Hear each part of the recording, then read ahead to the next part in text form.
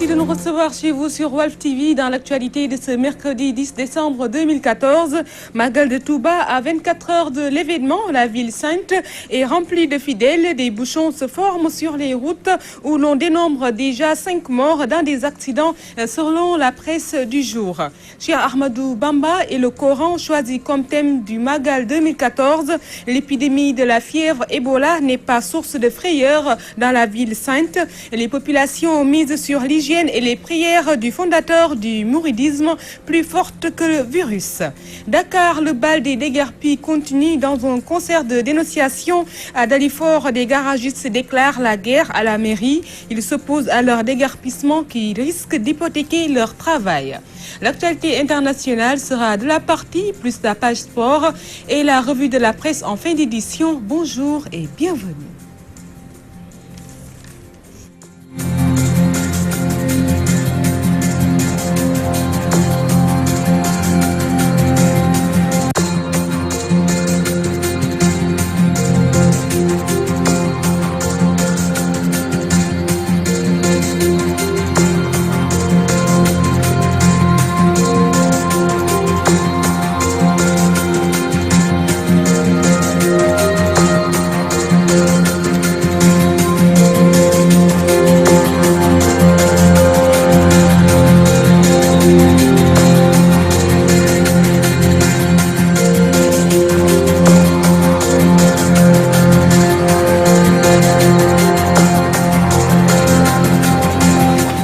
À quelques heures de la célébration du Magal de Touba, la cité religieuse déjà pleine. Les fidèles prennent d'affluence les lieux de culte pour effectuer leur ziara avant le jour J. Nous y reviendrons avec Mamadou Makhtar Sarr, peut-être avant la fin de ce journal.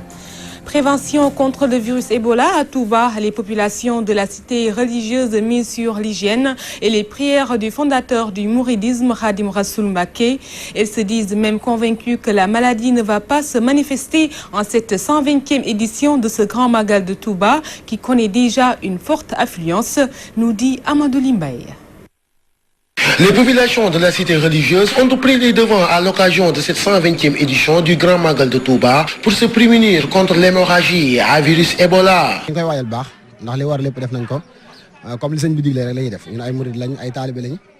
Nous avons pris toutes les mesures d'hygiène, franchement, et nous avons espoir que le dispositif portera ses fruits.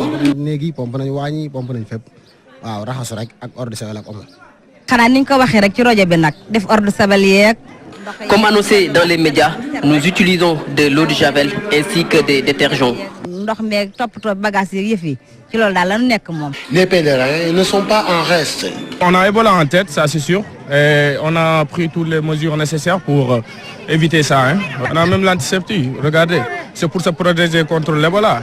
Ces mesures préventives et la sacralité de la ville rassurent populations et pèlerins quant à l'apparition d'une quelconque maladie, lors de ce Magal. Nous avons la conscience tranquille car c'est la ville de Serigne Touba. Il n'y aura rien du tout parce que Serigne Touba a fini de bénir cette ville sainte.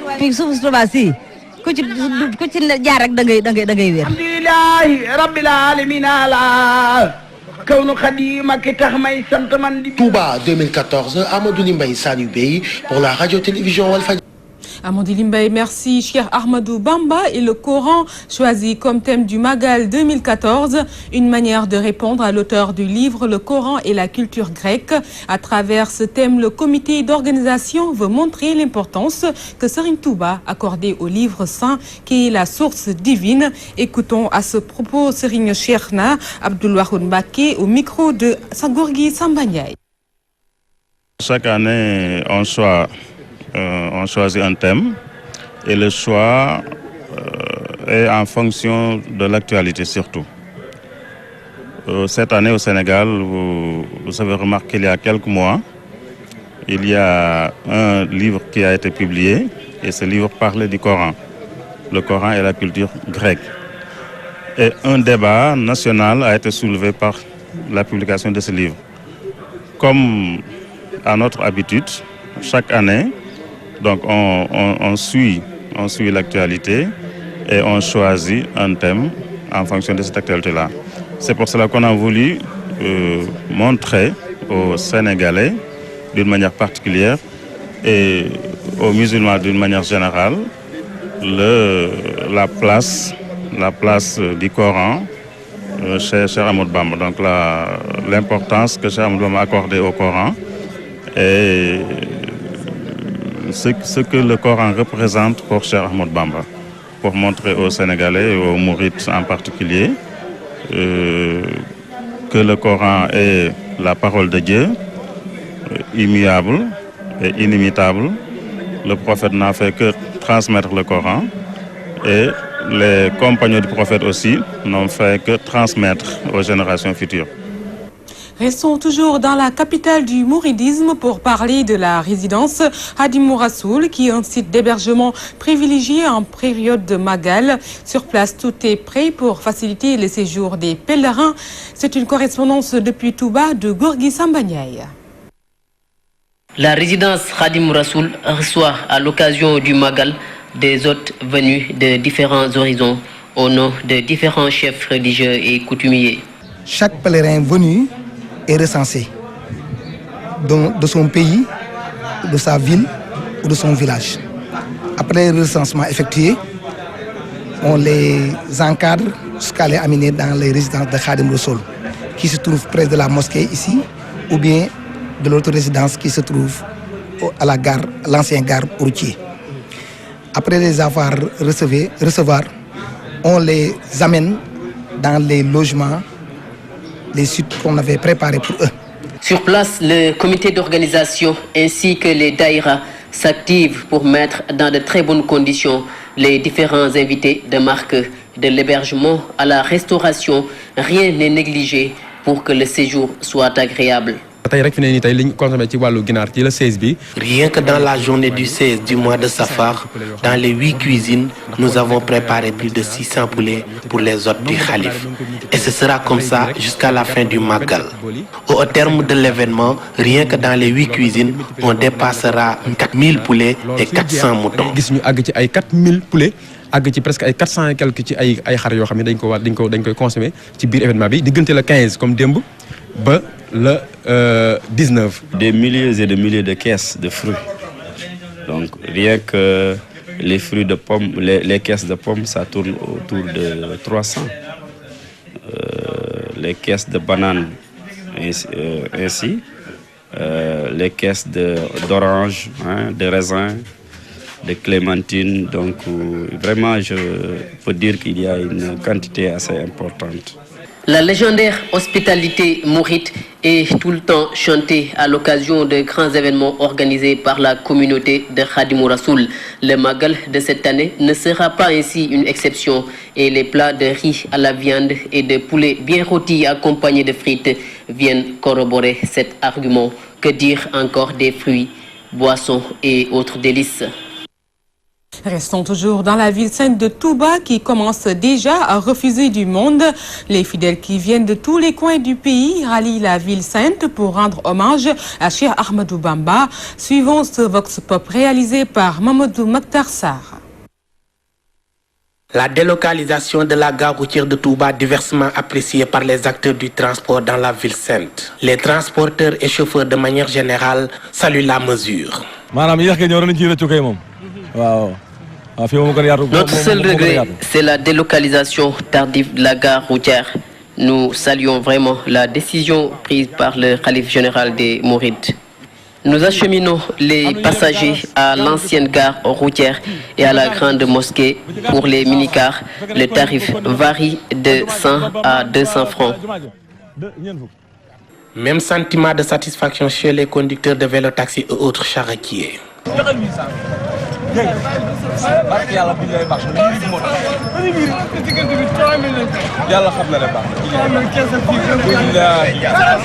Les tarifs des courses varient entre 700, 800 et 1000 francs CFA. Et en ce qui nous concerne, on ne se plaint pas du tout. Ça marche bien. Course yi mën nga ko am 800 francs 1000 francs Pour chaque voyage, nous transportons 10 personnes à raison de 200 francs chacune. Pour le trajet, c'est un peu long, mais on gère.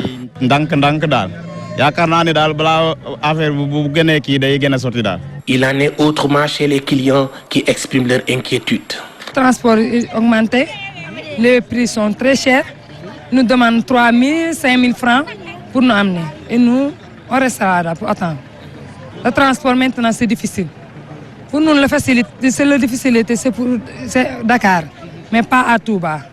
Le jour de Cheikh Hadim, il faut faciliter tout pour qu'on ait un accès. En cette veille du Magal de Touba dédié au fondateur du mouridisme Serigne Touba Khadim Rassoul, l'ex-gare routière située au cœur de la ville sainte offre un autre visage avec un espace dégagé et une circulation fluide. Magal Touba édition 2014, Mamadou Makhtar Sarr, Papis Mbaye pour la radio-télévision Walfadjri. Mamadou Makhtar Sarr, restons à Touba où la délocalisation de la gare routière est diversement appréciée. Chauffeurs de taxis et charretiers applaudissent, mais les clients déplorent l'accès difficile dans la cité religieuse. Les détails avec Mamadou Makhtar Sarr. Cet élément n'est pas encore en place. Peut-être que nous y reviendrons avant la fin de cette édition ou dans nos prochaines éditions. À quelques heures de la célébration du Magal de Touba, la cité religieuse est déjà pleine. Les fidèles prennent d'affluence les lieux de culte pour effectuer leur ziara avant le jour J. C'est également une correspondance de Mamadou Makhtar Sarr. On me signale que cet élément n'est pas non plus en place. Peut-être que nous y reviendrons. Et nous allons parler maintenant de plus de 3000 personnes qui sont mortes sur les routes entre 2003 et 2011. Les causes sont liées à l'ignorance des chauffeurs, au non-respect du code de la route et à l'excès de vitesse. Les acteurs du transport et de lutte contre l'insécurité routière appellent au changement de comportement et à la vigilance sur les routes, surtout en veille de période de Magal. Suivons ce reportage de Théodore Semedo. De 2003 à 2011, plus de 3 000 morts, 49 000 blessés avec des conséquences graves comme des cas d'handicap ont été dénombrés à cause des accidents de la route. Entre 2003 et 2011, la décennie passée, le Sénégal a connu 3 177 morts sur les routes et 49 000 environ de blessés. Et ces 49 000-là, il y a eu beaucoup d'handicaps. Ça, c'était le chiffre statistique, mais c'est sûr que dans ces 49 000, il y en a peut-être même qui ont perdu la vie en tout temps.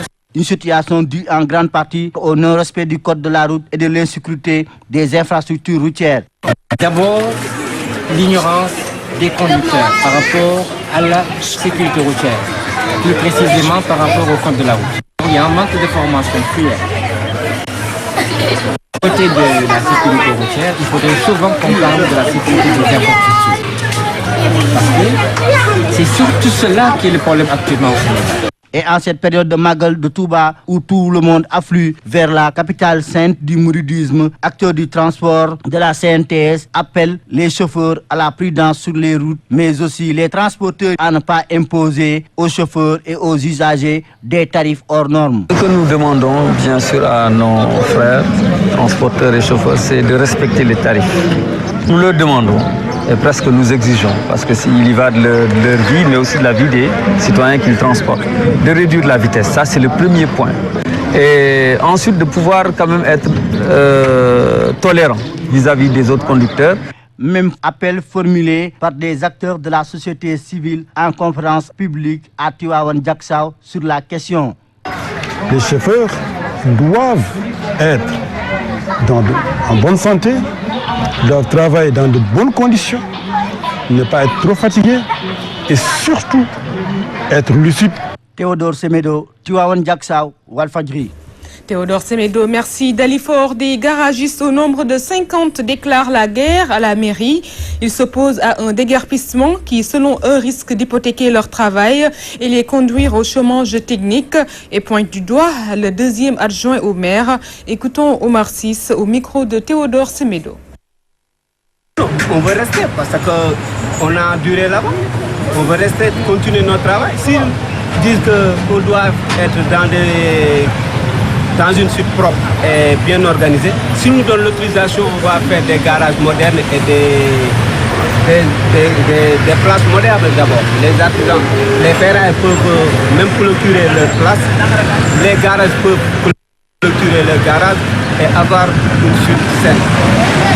C'est pour cela qu'on veut que les autorités nous appuient, qu'on puisse avoir des garages modernes et des places modernes. On peut dire qu'il y a une corruption, parce qu'en tant qu'autorité, il nous convoque d'urgence. On est venu pour parler avec lui. C'est qui? C'est Serge Diop. Oui. C'est le deuxième adjoint au maire. Il nous a dit que vous devez quitter les lieux. On lui a demandé pourquoi. Il nous a dit qu'on a donné le site à quelqu'un qui doit faire une station d'essence. C'est le deuxième adjoint au maire qui nous a dit qu'il a parlé avec le gars en personne. Il a demandé le gars de nous offrir au moins une somme pour qu'on puisse quitter les lieux. Le gars l'a donné 500 000 francs. On a refusé de prendre les 500 000. Il nous a menacé de quitter les lieux de lundi. Data, le fait qu'on a refusé de prendre les 500 000. C'est pour cela qu'on donne ça au niveau des autorités. On veut que les autorités nous entendent. Parce que c'est pas normal de dire que des gens qui n'ont pas assez de moyens pour donner ça à un milliardaire. Nous avons tenté d'entrer en contact avec le deuxième adjoint au maire mis en vain, mais le maire Idrissa Diallo, joint au téléphone, soutient que les espaces ont été attribués sur décision préfectorale. Le collectif des professeurs formés à l'INSEP exige leur recrutement dans la fonction publique. Ils dénoncent l'attitude des autorités qui, selon eux, veulent recruter des vacataires au lieu d'en place des professeurs formés. Ces professeurs d'économie, au nombre de 17, menacent de se faire entendre si les autorités ne réagissent pas. Cheikh Tidiane Samb, le président du collectif sortant, est au micro de Marguerite Rosalingaï. Nous venons de sortir de l'INSEP. Nous avons fait 2 ans de formation en tant que professeur d'économie. Alors, on était 24 au départ, les 17 du 34 au départ, 17 dans le public et 17 dans le privé. Les 17 du public ont été affectés le 14 novembre passé, alors que les 17 du privé attendent encore leurs affectations. C'est à notre grande surprise d'ailleurs qu'on a affecté les 17 du public sans les privés, ce qui ne s'est jamais produit dans l'école. Raison pour laquelle, la semaine passée, on est sorti dans la presse pour alerter les autorités, leur faire savoir que les professeurs d'économie du privé attendent leurs affectations au moment où des écoles sénégalaises sont en grève par manque de professeurs d'économie. Et on a eu des informations comme quoi que ils ont l'intention de recruter des professeurs vacataires. Alors que 17 professeurs d'économie formés attendent leurs affectations. Donc, ce qui est insensé et incompréhensible.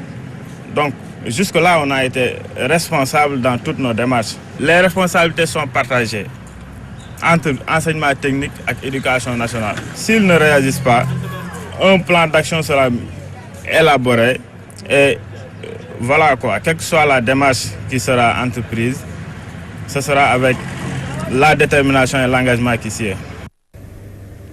Parlons éducation toujours. Le lycée Amartine de Pambal dans le département de Tivaouane manque de tout. Mur de clôture, salle informatique, professeurs entre autres. Ces élèves qui déplorent leurs dures conditions de travail sollicitent l'appui des autorités dans cette correspondance signée Ramatoulaye Sarr. Étudier en paix et dans la sécurité, c'est le vœu le plus cher des élèves du lycée Amartine de Pambal situé dans le département de Tivaouane. Ces derniers sont sortis en masse dénoncer les difficultés qu'ils conjuguent quotidiennement dans leur établissement. L'école n'a pas de mur. L'école n'a même pas de salle d'informatique. L'école n'a pas de sécurité. C'est le passage des Jakarta et les voitures. Et c'est pas sûr. En récréation, les voitures et les Jakarta passent par ici. C'est un danger pour les élèves. Parce qu'un Jakarta ou bien une voiture peut heurter un élève. Nous exigeons que l'école doit avoir clôture, premièrement. On doit avoir une salle d'informatique, bloc, des professeurs. Nos professeurs l'école ne doit pas manquer de professeurs. Dans un dernier élan, il lance ce cri du cœur au gouvernement. Nous supplions les autorités, nous supplions le gouvernement du Sénégal, parce que le gouvernement du Sénégal nous regarde les jeunes de Pambal souffrir. Nous voulons étudier en paix. Nous voulons étudier. Ces élèves qui soutiennent avoir trop supporté font noter sur une de leurs pancartes: sans une jeunesse instruite, le rêve de l'émergence ne serait que prétention utopique. Ramatoulaye Sarr, Thiès, Radio-Télévision Walfadjri.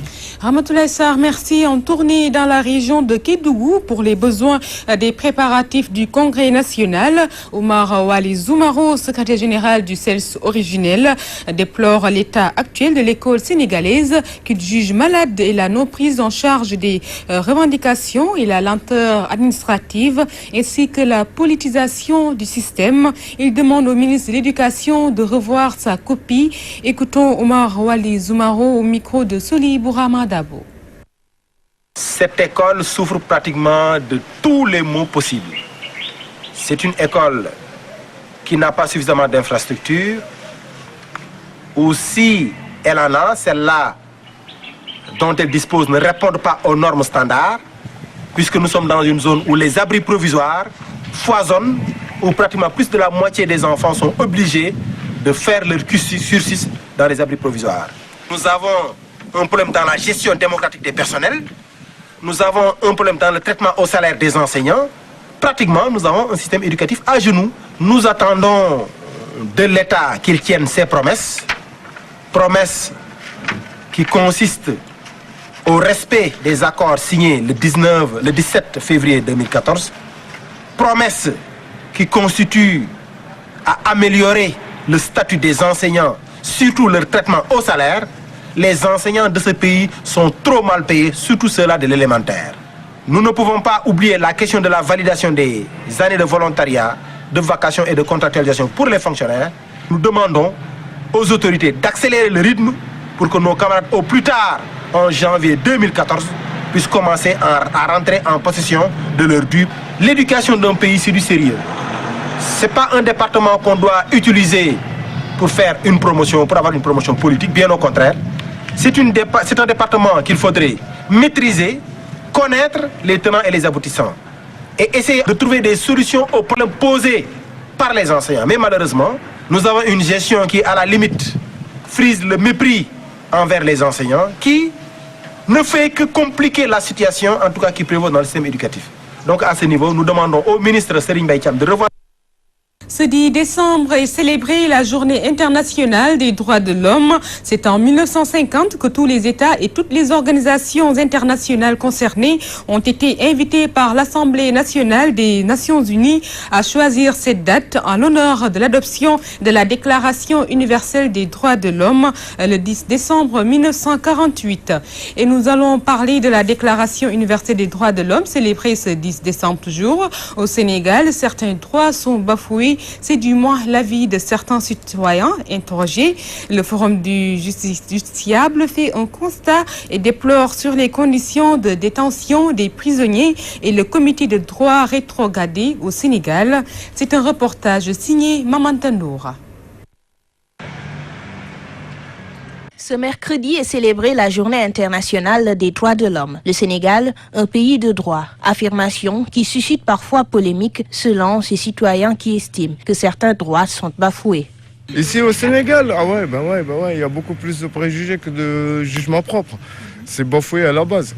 Le respect, le respect de l'être humain. Droit de l'homme, dañ koy annoncer nii rek mais man doyuma vraiment doyuma. Normalement, un policier qui te détient, il a les droits et les devoirs, c'est 48 heures. De là à détenir un prisonnier pendant 2 ans sans ne pas le juger, ça porte préjudice par rapport aux lois africaines. Les droits humains comportent certains manquements au Sénégal, soutient le Forum du justiciable par la voix de son président Babacar Ba.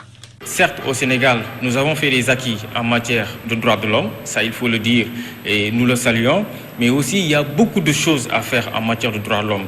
Donc il y a des manquements. La mesure qui a rétrogradé le comité des droits de l'homme ainsi que les conditions de détention des prisonniers sont également dénoncées par le Forum du justiciable. D'abord par rapport au comité sénégalais des droits de l'homme. Donc ce comité, il faut le dire, a été rétrogradé parce que des statuts A, on est maintenant au statut B. Et le comité sénégalais des droits de l'homme, donc c'est le comité national des droits de l'homme. Donc en quelque sorte, si le comité a été rétrogradé jusqu'au statut B, donc ça veut dire qu'il y a des manquements. Il y a les conditions inhumaines des prisonniers. Allez dans les prisons, vous allez voir les conditions affreuses, les conditions, je ne sais pas, inhumaines que vivent les prisonniers. Ils vivent dans une promiscuité qui n'est jamais égalée, dans une insalubrité totale. La Déclaration universelle des droits de l'homme, célébrée ce 10 décembre, soulève une fois de plus la question de la violation des droits humains au Sénégal. Lorsque certains citoyens ignorent leurs droits, des personnes morales telles que le Forum du Justiciable rappellent les pouvoirs publics au respect des lois qui régissent les droits humains. Maman Tandour, merci. Nous allons parler des conséquences qui découlent du Grand Magal de Touba 2014. Au marché Castor, les prix ont flambé, le poisson et les légumes sont hors de portée. Les ménagères qui peinent à garnir leur panier dénoncent cette situation dans ce compte rendu de Marguerite Rosalingay. Walfadjri élargit ses frontières. Le groupe vient de nouer un partenariat avec Tchinguit TV, une télévision mauritanienne. Ahmed Ould Med Lamine, directeur de Tchinguit TV, explique son choix par le travail remarquable qu'abat le groupe Walfadjri au Sénégal. Je suis fier et ravi d'avoir signé ce protocole d'accord entre la télévision de Tchinguit TV et Walfadjri, le groupe Walfadjri. Il est intéressant que des institutions dans des pays se réunissent actuellement dans des conditions pareilles pour l'échange des programmes, l'échange des expériences. Et je crois que c'est une bonne chose pour nos institutions. Pour le PDG du groupe Walfadjri, ce partenariat Sud-Sud est d'une importance capitale pour les deux organes. Sidi Lamine Niasse d'ajouter que les deux médias travaillent au service de la population. De la coopération entre Africains. Je pense qu'avec la nouvelle expérience dans le monde de télé privée qui descend sur le terrain, qui s'approche des populations, donc qui font de la proximité, qui donnent la voix aux sans-voix, c'est une nouvelle donne. D'autant plus que ça permettra à l'administration de s'approcher des administrés. Mais ça permettra également à la population, aux sans-voix, de pouvoir s'exprimer, parler de leurs problèmes pour qu'une solution soit trouvée pour ces problèmes. Au début, c'était difficile, aussi bien pour Tchinguit qui a pris cette voie, mais également pour Walfadjri, puisque dans un premier temps, les États, les administrés ne voyaient que de l'opposition. Mais avec le temps, ils deviennent de plus en plus conscients que la meilleure manière de trouver une solution, c'est de la connaître. Walfadjri, Tchinguit TV, deux organes, une même ligne éditoriale. Aujourd'hui, ce partenariat va permettre un échange de programmes et d'expériences au grand bonheur des populations sénégalaises et mauritaniennes. Vous vous rectifiez de vous-même, il s'agit de la Walf TV et de Tchinguit TV qui sont deux chaînes de télévision pour un trait d'union entre le Sénégal et la Mauritanie. La chaîne mauritanienne a signé un partenariat avec le groupe Walfadjri, un mariage pour le meilleur et pour la vérité qui fonde donc les lignes éditoriales de ces deux grandes chaînes de télévision. Donc c'était un reportage de Marguerite Rosalingay. Tout de suite, nous allons faire un tour d'horizon de l'actualité internationale avec Aram Gaye. On me signale que ce n'est pas encore en place et nous allons donc passer à la page sport.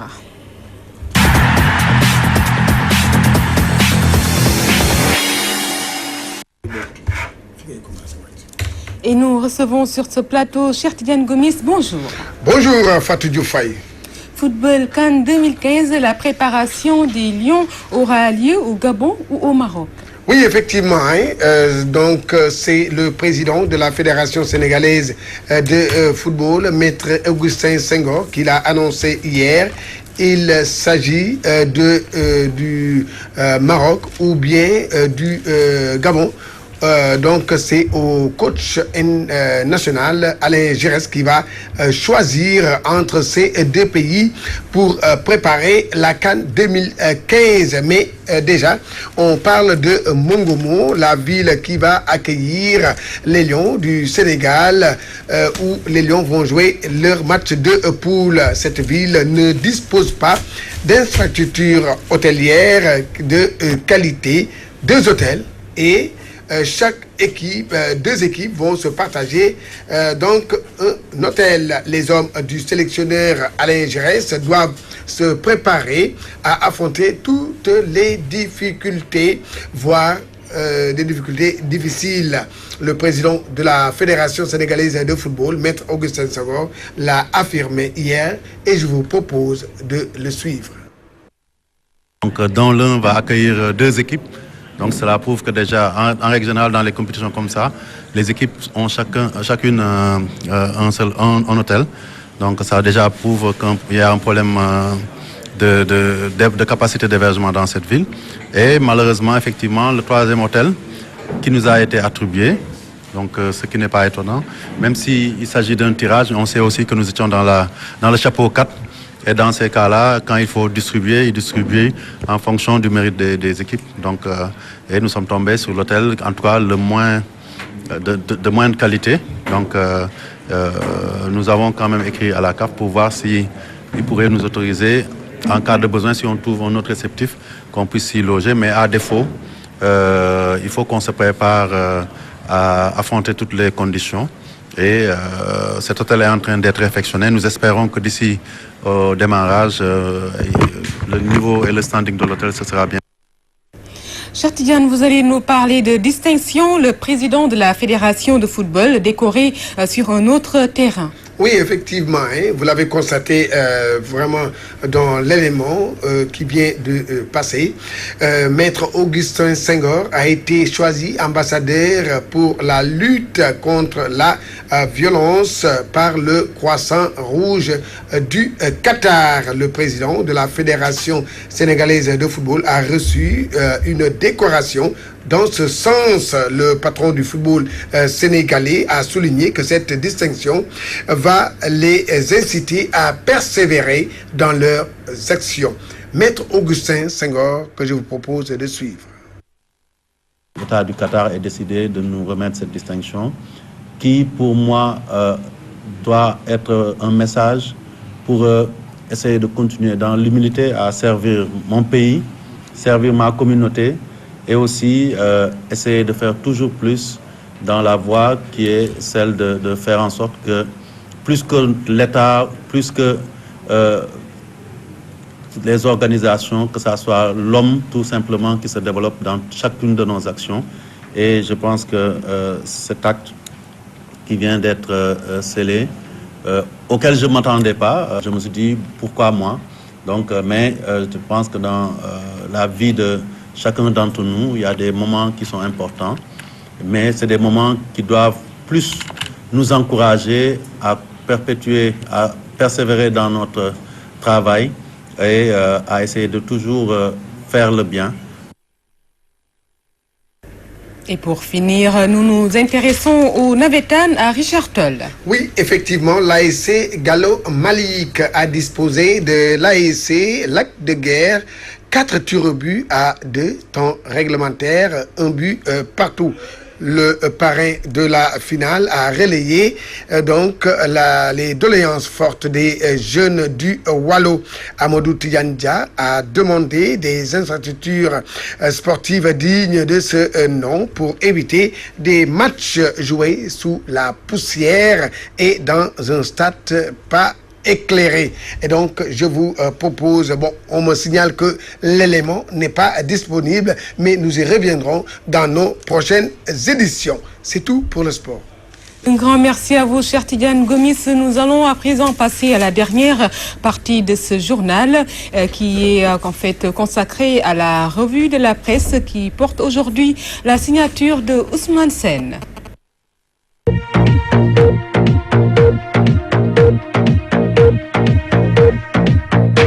Bonjour, Magal 2014, Touba, capitale du Sénégal, titre enquête, le journal qui souligne les bonnes affaires du Magal et le balai des hommes politiques dans la cité religieuse. Touba déjà dans la ferveur de l'événement, renchérit le soleil, les pèlerins invités à la vigilance sanitaire, 400 volontaires déployés par la Croix-Rouge sénégalaise, la grande ruée vers Touba dans le témoin, des millions de pèlerins attendus dans la ville sainte, estime encore le journal, la grande affluence dans le populaire, d'énormes bouchons sur les routes, 5 morts déjà dans des accidents, regrette mon confrère ce matin. Politique, business, culture, l'influence mouride en manchette ce matin dans Réumi Quotidien, 250 milliards de francs CFA par an dans l'économie nationale, des infrastructures et le commerce dopé, 1000 bœufs donnés à Cherbetio par un disciple, rencontré par nos confrères de Réumi Quotidien. La tribune fait une large tribune ce matin à l'actuel calife des Mourides pour cette 120e édition du Magal de Touba. La révolution, cher Sidi Martar, s'exclame le journal ce matin. Le jour où on a voulu fusiller Serigne Touba revient à la une de l'Observateur. Le cher Sambalaoubé et les bêtes sauvages à l'île de Wirouir fait observer l'Observateur, l'Ambaréné, où la passe d'armes entre le cher et le payeur colonial, l'endroit où il enfouissait sa pension, et aujourd'hui le siège du ministère des Finances du Gabon.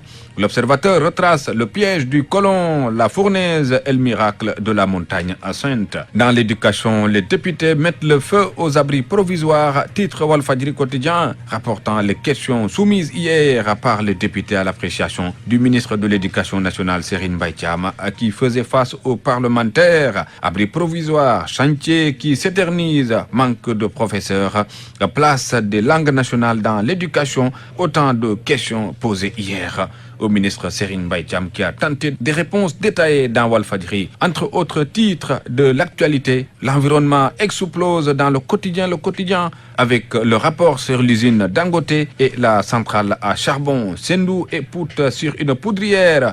Une étude interdit l'implantation de forages à Pout et à Sébikotane.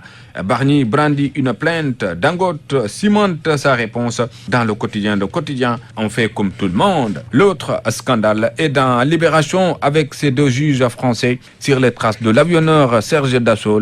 2,5 milliards de francs CFA blanchis à Dakar avec 3 porteurs sénégalais dont le nommé Mamadou Kébé, identifié, précise encore le journal Libération. L'AS affiche Massata Diak, cité selon le journal dans le scandale du dopage à l'IAF. Direct Info pointe Aluntine qui indexe à son tour à la une du journal. Je suis astreint à une gymnastique que les Sénégalais n'ont pas l'habitude de voir. Il y a des sujets sensibles comme le dossier Karim Wade sur lesquels nous faisons des notes. J'ai senti que les gens ont été très injustes vis-à-vis de nous, regrette encore le président d'honneur de la RADDHO, invité ce matin du journal Direct Info. Diouf et Wade dominent Sarko et compagnie, et Sud Quotidien aussi à sa une. C'est par rapport au traitement accordé aux anciens présidents de la République. Dans les sports, Wasport explique l'étonnant phénomène Diafra, la bombe qui s'affiche à la une du journal avec 4 buts et il monte à 8 milliards de francs CFA. Liverpool le veut à la place de Balotelli. Le buteur dévoile ses secrets dans Wasport ce matin. Pour la lutte, elle est chez elle à la une de Sunulamba. Poumbaïgue a scellé le sort de Mohamed Ndao Tyson. Dieu a déjà décidé de la victoire de Gris Bordeaux, déclare le vieux tigre à la une du journal Sunulamb. Bonne lecture à tous. Merci à vous Ousmane Sène pour cette revue de la presse et pour la réalisation de cette édition qui finit déjà. Un grand merci également du côté technique à Ramatoulaye Sall Diop, à Aïssatou Diagne et à El Hadj Biaye. Merci également à Abindour côté esthétique. Vous allez suivre l'édition en Wolof à partir de 14h. Ce sera en compagnie de Adjaratou Néa Sougey. Passez d'excellents moments en compagnie des programmes de Walf TV.